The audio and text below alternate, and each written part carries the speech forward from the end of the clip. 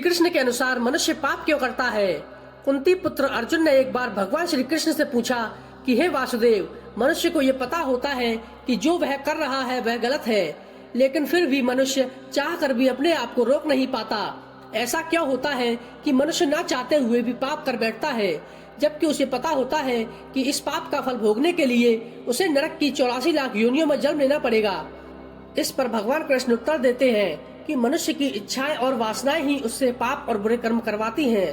कामनाओं से पैदा होने वाला काम, क्रोध और लोभ यही मनुष्य को नरक के द्वार तक पहुंचाते हैं। मनुष्य के मन और बुद्धि में कामना का वास होता है।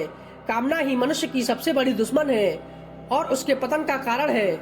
मनुष्य अपने मन में ज्ञान की ज्योति जलाकर इस काम वासना से छुटकारा पा सकता है और खुद को भक्ति के मार्ग पर ला सकता है। मनुष्य को कर्म करना अनिवार्य है, लेकिन वह कर्म अगर निष्काम भाव से दूसरों की भलाई के लिए किए जाते हैं तो वह मुक्ति का मार्ग बन जाते हैं।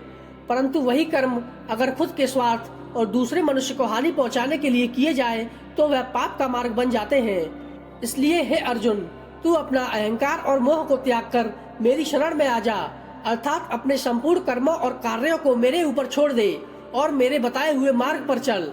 फिर तेरे जीवन के सारे पाप और बुरे कर्म मेरे हो जाएंगे। तू निस्वार्थ भाव से केवल कर्म कर, उसके फल के बारे में सोचना तेरा कर्तव्य नहीं। दोस्तों, इस कहानी से ये सीख मिलती है कि मनुष्य को अपनी कामनाओं और इच्छाओं का त्याग कर केवल ईश्वर में ध्यान लगाना चाहिए।